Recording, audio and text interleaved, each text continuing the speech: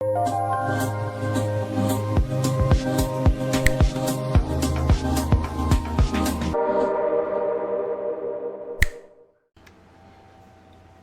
2, 3.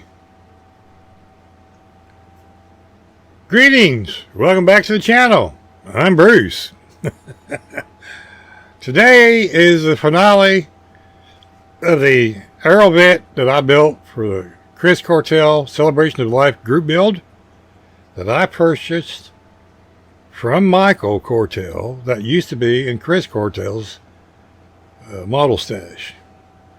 I knew eventually he would get around to building it, so I built it for him, and it was quite an adventure and an honor and a privilege. So I hope you enjoy the finale. Just want to let you know that after the finale section, a collage of random pictures, and then after the pictures, there will be the assembly process that I went through all day long putting this together. I wanted to get it done before I had my eye surgery because I did not know how that was going to work out.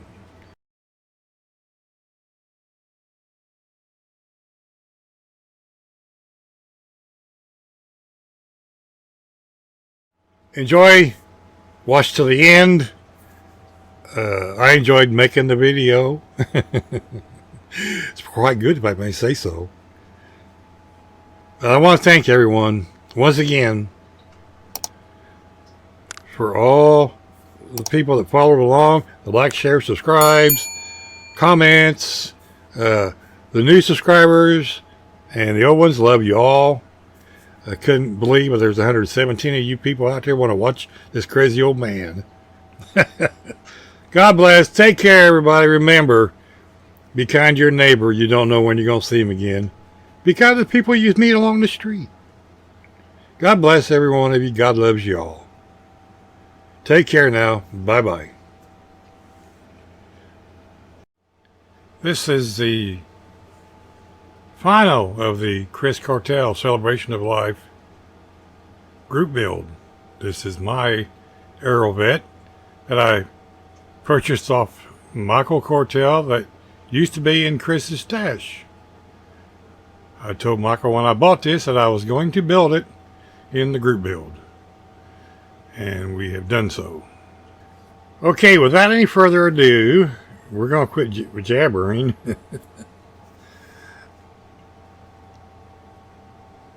And we're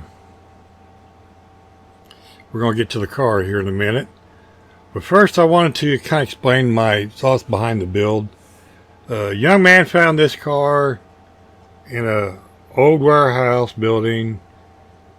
Apparently it was owned by GM many years ago. There was other pieces of different prototype cars sitting around. That looks like they've been stripped. This car was under a tarp. He pulled the tarp off. There was no headlight buckets. There was no tires, no rims. The back glass was gone out of it. There was rust and bad paint. The interior, the seats were ripped up and dry rotted from where it sat for many years. So he drug it home and fixed it all up. He couldn't find any headlights for it, so he just filled it in and bottled over where the headlights would be. Put new tires and rims on it that he liked. Put all new decals and things on there for it that he liked. And it's his daily driver and his conversation piece. That's the premise I went with. So, without any further ado, here he is. And yes, I said he, because his name's Chris. I kind of thought it was fitting. You can see the wheels are not factory wheels. They came from Jay's Resin Wheels 1948. They're the Cyclone series. I don't have one of those fancy wheels, people, but I'm making one. Oops, sorry I kicked you. The decal on the front, it was made by Firebird Design. They're no longer in business. But I had bought a bunch of Corvette emblems. I keep saying I'm not a Corvette guy. I got like 8 of them. I'm a Ford person. And Mopar, kinda. But you can see in the interior there.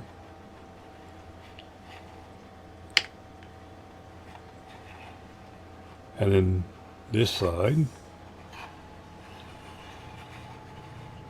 And the rear end. Now this decal or decal for those people elsewheres was supposed to be on the front. I put it back here, and there was a Astro-Vette, which is on the glass here, that was supposed to be for the license plate. I made a special license plate. Let's take a look and see if we can see the decal up there. I don't know if we can.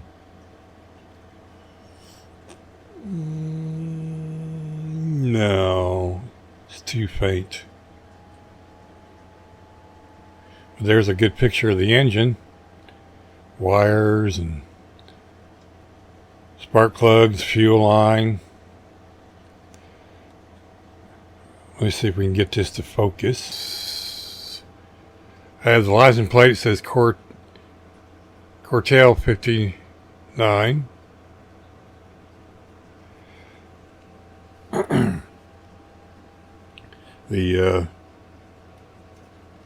There is one spot right here. You can see here where the Mod Podge caused the Sharpie to bleed, and it bled up into there. That's the one flaw. Everyone has to have one, right? Well, I got a hold of it. We'll turn it over, and you can see that there's all kinds of weathering. I used those Tamiya weathering kits, there's like A, B, C, D, E, F, G, whatever. I use a little bit of everything. There's silver and rust and all kinds of things in there. The only thing is I wished I hadn't done it. I've run one coat of clear coat across it and made it all bleed. But there's different kinds of silvers and chromes and all kinds of stuff there. So, and no, she doesn't row. I knocked you a little bit out of frame when I kicked you a while ago. Sorry about kicking you. It's just a light love tap from friends, right? Now the different paints that I used was, of course, the platinum paint, and these are full cart paints. This one is nickel. Then we used Vallejo, steel, and aluminum. And then we used Mission Models, Gunship Gray, Light Ghost Gray, Dark Ghost Gray. You think I should know these by memory by now. And then the Tamiya paints, we used flat aluminum, metallic gray, chrome silver, and of course the flat black, the clear, and the orange clear. That's all the paints that's used on it. I don't know if we can see it or not, but there's a decal on the valve cover. Hold still, Bruce.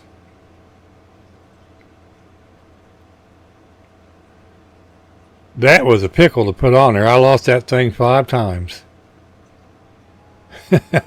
Not to saying that Easy, Bruce. That those were any easier.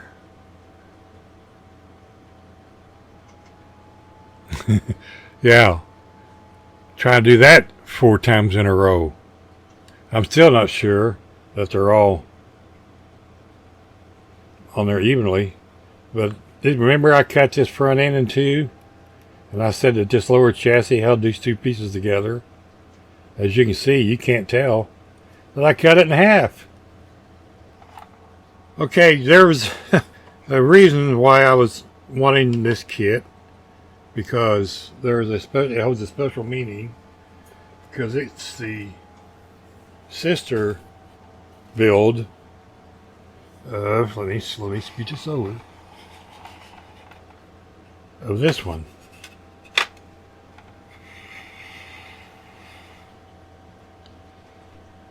This is the Astro-Vette that Chris helped me decide what it was, what parts I needed. We discussed the paint jobs. He told me how to paint it, give me direction, and when I foobarred it, he told me how to fix it. So in essence, Chris helped me build that car.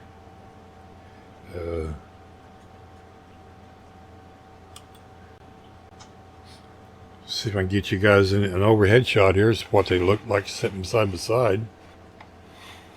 They're not that much different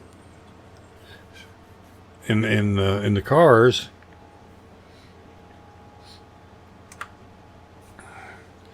But this is Daisy and Chris, my two favorite builds. They will sit on a shelf right next to each other until I pass. And then after that, I don't know what's going to happen to them. But that's the special reason why I wanted this kit right here from Chris's stash, and I told Michael that. And I was very excited when I got it.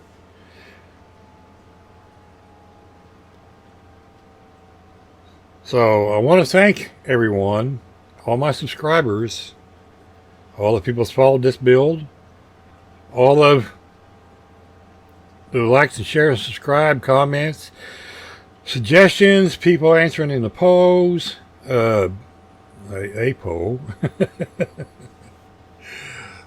There was a couple. I am excited that it's done. So I'm sad that it's done. This is the Aerovette that used to be in Chris Cortel's stash that I built for Chris for the Chris Cortel Celebrations of Life group build. I hope Chris likes it. I did the best I could. I'm not the world's best painter and don't claim to be. Never will be. But I think I did an excellent job. So thank you for all my subscribers that followed the group build and commented and liked and shared and subscribed. Each and every one of you are special. And I want to say God bless every one of you. Be kind to your neighbors. You never know when you're going to see them again. And stay tuned because there's more model building coming down the road. Thanks everyone. Have a good night.